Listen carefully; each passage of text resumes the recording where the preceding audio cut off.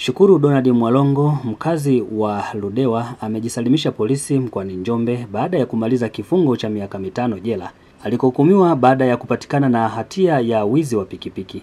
Anasema ni mwaka mmoja sasa umepita akiwa uraiani baada ya kutoka jela mwezi wa pili mwaka jana alikokuwa akitumikia kifungo cha miaka 5, hukumu aliyoipata kufuatia matukio ya wizi wa pikipiki anaoeleza kufanya kwa zaidi ya miaka 10. Mwalongo anasema kazi pekee kubwa alionayo kwa sasa ni kuwasaidia watu kwa kuwahubiria neno la Mungu baada ya kunusurika kifo na kujutia makosa yake baada ya kukaa jela miaka 5, huku watu wake wa karibu aliokuwa akishirikiana nao katika matukio ya wizi kuuawa. Kamanda wa polisi mkoa wa Njombe, Mahamudu Banga, anasema amempokea Shukuru baada ya kutoka jela na kuamua kujisalimisha, akiomba msaada wa kupewa kiwezeshi cha kumsaidia kuhubiri Injili. Jina naitwa Shukuru Donald Mwalongo, ni mzaliwa wa Ludewa, Lugalawa, lakini umri nilionao ni miaka 37 hadi sasa. Ni miaka 37. Ni kijana, kwa kipindi cha nyuma nilikuwa mhalifu sana. Na nimefanya uhalifu sehemu nyingi sana. Lakini katika kufanya uhalifu wangu ni miaka mingi, lakini katika uhalifu niliofanya sijaona mafanikio yote yale katika maisha yangu. Na bahati mbaya wale wenzangu ambao nilikuwa nafanya nao uhalifu walikuwa wawili, pamoja na mimi mwenyewe nilikuwa ni watatu. Mmoja alikufa kwa kifo cha kukatwa mapanga, mmoja alikufa kifo cha kumwagiwa petroli kule Makambako. Na baada ya hapo nikawa nimebaki mimi peke yangu, nikawa naendelea kufanya matukio. Nilikuwa ni mwizi, naiba pikipiki, ninawakaba watu, nawapiga nondo. Lakini pamoja na hayo ambayo nilikuwa nafanya, sikupata mafanikio yoyote yale. Lakini baadaye nikafikiria kwamba nitafanya uhalifu, nitafika wapi? Kwa sababu kampani ambayo nilikuwa nayo ilikuwa imepoteza maisha, nikawa nimebaki sasa mimi. Na mimi manake nguvu yangu ilikuwa ni ndogo katika uhalifu. Basi niliweza kujaribu kufanya tukio la mwisho. Niliweza kuiba pikipiki huko Ludewa mkoa wa Njombe, na nilivyoiba ile pikipiki niliweza kuondoka nayo. Lakini baada ya kuondoka nayo nilifika nayo Makambako. Jeshi la polisi lilifanya upelelezi mpaka kunifuatilia kuweza kunikamata na hicho chombo. Basi nilivyokamatwa na jeshi la polisi wilaya ya Ludewa mkoa wa Njombe, jeshi la polisi lilishirikiana na jeshi la mkoa wa Njombe, kituo cha polisi Njombe. Basi niliweza kukamatwa nikiwa Makambako na kile chombo, hatimaye nikafikishwa kituo cha polisi Njombe. Baada ya hapo niliweza kusafirishwa na jeshi la polisi Njombe, nilifikishwa Ludewa kituo cha polisi. Baada ya kufika kule, hatia iliyonikuta manake nilitiwa hatiani, niliweza kupelekwa kituo cha polisi, nikapelekwa mahakamani. Ikaonekana na hatia kwa sababu nilikamatwa na kidhibiti kilikuwepo cha ile pikipiki, na uwezekano wa kujitetea ulikuwa haupo. Na kama unavyojua kwamba mhalifu kisha kamatwa na kidhibiti, kujinasua inakuwa ni ngumu sana. Ni bora usikamatwe na kidhibiti, lakini mimi nilikamatwa na kidhibiti, uwezekano wa kujinasua ulikuwa haupo. Kwa hiyo kosa lile liliweza kunitia hatiani na niliweza kufungwa miaka 5 gerezani. Miaka 5 gerezani nimefungwa Ludewa. Niliweza kutumikia kile kifungo miaka 5, nikamaliza kifungo kile chote.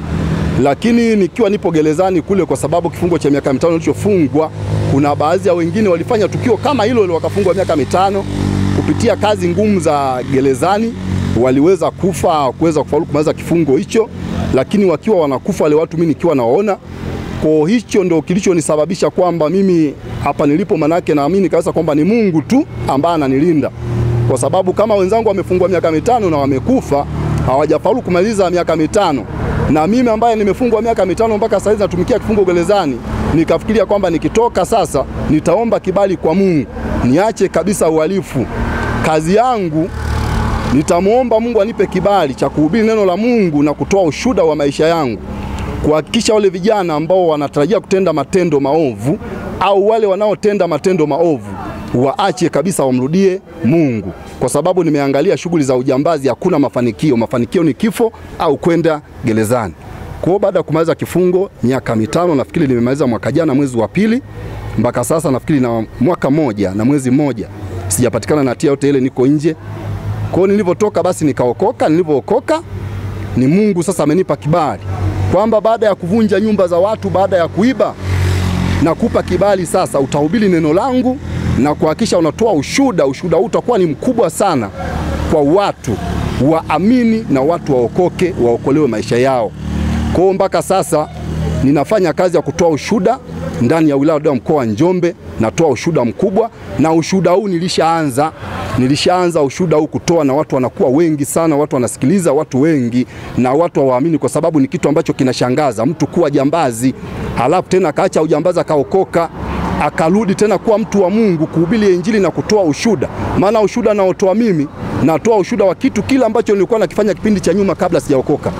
Watu waamini, waache kutenda maovu, wamrudie Mungu.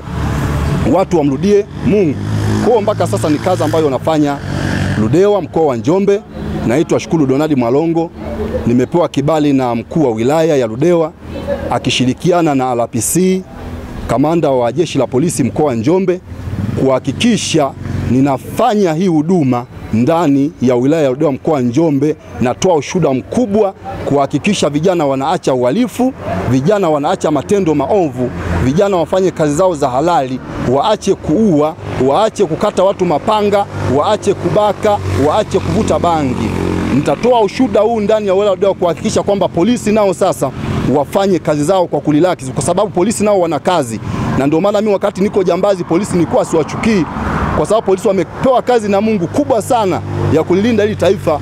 Lakini nafikia mahala polisi sasa wanaacha shughuli zao, wanakwenda kumtetea mhalifu ili asiuawe, mhalifu ili asichomwe moto. Polisi wamefanya kazi kubwa sana ya kuniokoa mimi nisichomwe moto ndani ya miaka 15, kwa sababu uhalifu nimefanya miaka mingi sana. Na polisi kituo cha Njombe, kituo cha Makambako, hakuna polisi ambaye hanijui. Vituo vyote mimi nimelala. Kwa hiyo polisi wamefanya kazi kubwa sana kwa miaka mingi kuniokoa mimi, maana kila nikikamatwa lazima polisi watokee. Kwa hiyo nikafikiri kwamba sasa nikabidhi maisha yangu mimi kwa Yesu, nifanye kazi ya Mungu, ili kazi hii ninayofanya ya Mungu iwawezeshe watu wengine, kwa sababu mpaka sasa ninavyoongea hivi kwa muda huu kuna watu wengine wako lock up wamefungwa, kuna watu wamekaa lock up kwa ajili ya kutenda matendo maovu. Lakini pamoja watu wamekaa saizi lock up wametenda mambo maovu, kuna watu wengine wanaotarajia tena kwenda kuvunja nyumba za watu, kwenda kuiba pikipiki, kwenda kukaba, kukata watu mapanga pasipo sababu. Hivyo sasa mimi nimeamua kuchukua jukumu hili, kuyakabidhi maisha yangu kwa Yesu. Niliweza kulishirikisha ili liweze kunisaidia spika, kwa sababu mimi nilikuwa mhalifu, nilikuwa jambazi, na polisi ndio walionisaidia maisha yangu mimi kuniokoa. Kwa sababu polisi wameokoa na Mungu. Unapookolewa na polisi manake ni Mungu amekuokoa. Jambazi unapoiba sehemu, watu wanapotaka kukushambulia, polisi wanakuja kwa wingi kukusaidia, manake ni Mungu pale sasa amekusaidia. Kwa hiyo ina maana mimi kilichonifanya nije kwenye jeshi la polisi kuomba spika hii, nilipoona mimi ni mhalifu, nimeacha uhalifu na polisi wengi wananifahamu polisi wengi, nikaona sasa spika hii nisiende kuomba msaada sehemu nyingine zaidi ya kituo cha polisi, nikajionyeshe kabisa na nikawaelekeze kwamba uhalifu nimeacha, naomba mnisaidie chombo cha kuhakikisha kwamba kitawakusanya watu na kusikiliza neno la Mungu na kusikiliza ushuhuda. Kwa hiyo niliona haina haja kupitia kwenye makanisa, kwa sababu jeshi la polisi nimelisumbua. Hasa ili liamini na niliaminishe kuwa uhalifu nimeacha, lazima niombe chombo, na chombo hiki ambacho kama leo hii nimepewa hii speaker, lazima niende wilaya ya Ludewa nikafanye kitu ambacho sasa lazima simu zipigwe kule zifike mpaka kwa kamanda mkuu wa jeshi la polisi, kwamba yule mtu aliyomsaidia bwana speaker anafanya ushuhuda mkubwa, na ushuhuda mkubwa huu utaachilia kabisa watu waache kutenda matendo maovu, watu waache ujambazi, watu waache wizi. Lakini nilichokuwa nafikiria kikubwa, kampani kubwa, kwamba namuomba Mungu anijalie, kwa sababu ni kibali ambacho nimepewa na Mungu. Nafikiri Ludewa kule nimetoa ushuhuda ndani ya siku tatu, watu walijaa wengi na watu walijitolea pale zawadi, na waliotoa zawadi ni watendaji wa kijiji, kama mwenyekiti wa kijiji ambapo nimezaliwa. Baada ya kutoa ushuhuda watu watoa zawadi sana, watoa zawadi vibaya mno, na nikasema mimi sina kitu, mimi natoa ushuhuda huu, lakini huu ushuhuda ni kama mtu aliokoka, kwa sababu kuokoka kuna gharama yoyote. Jeshi la polisi mkoa wa Njombe kupitia kwa mimi mwenyewe kamanda wa polisi mkoa wa Njombe, nilimpokea ndugu mmoja ambaye amefahamika kwa jina la Shukuru Donald Mwalongo, na kuja kunielezea namna alivyokuwa anatenda matukio mbalimbali ya kihalifu, ikiwa ni pamoja na wizi wa pikipiki, na kwamba alihukumiwa kifungo cha miaka 5 jela, na ameweza kumaliza kifungo hicho mwezi wa pili mwaka 2024.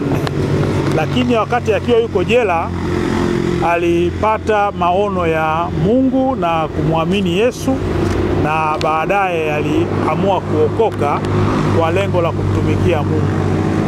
Lakini alirejea kwetu sisi kama jeshi la polisi kuomba msaada wa kupata kipaza sauti ambacho kitamsaidia katika shughuli ya kueneza neno la Mungu, lakini vile vile kulisaidia jeshi la polisi kuwatoa watu walioko katika uhalifu, basi na wenyewe warudi kumjua Mungu.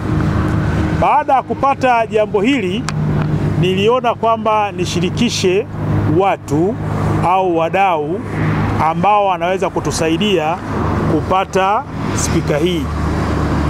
Mtu aliyomshirikisha ni Mheshimiwa Joseph Zakaria Kamonga. Huyu ni mbunge wa jimbo la Ludewa. Baada ya kumfikishia ujumbe huu, mara moja alikubali na akaniahidi kwamba ataweza kusaidia upatikanaji wa hii spika. Kwa tunamshukuru sana Mheshimiwa mbunge kwa kulisaidia jeshi la polisi kuweza kumpatia huyu bwana hii spika ambayo itatusaidia katika uelimishaji wa jamii, lakini na kutoa neno la Mungu. Lakini vile vile tutampatia katika hizo fedha ambazo zimetumwa na Mheshimiwa Kamonga za kununua spika. Spika hii kwanza imegharimu shilingi 350,000. Lakini yeye mwenyewe tutampatia shilingi 50,000 ya kumsaidia kuweza kuondoka na spika hii hapa kuelekea nayo Ludewa ili akaendelee na neno la Mungu. Lakini tunacho kihitaji sasa kwa ndugu yetu Bwana Shukuru Donald Mwalongo. Kama kweli ameokoka na amemrudia Mwenyezi Mungu, sisi kama jeshi la polisi tumeonesha kwake kwamba tumekubaliana naye na tunaamini kwamba hivi sasa yeye sio mhalifu tena, na ndio maana tumemshirikisha mdau huyu ambaye amesaidia kupatikana kwa hii.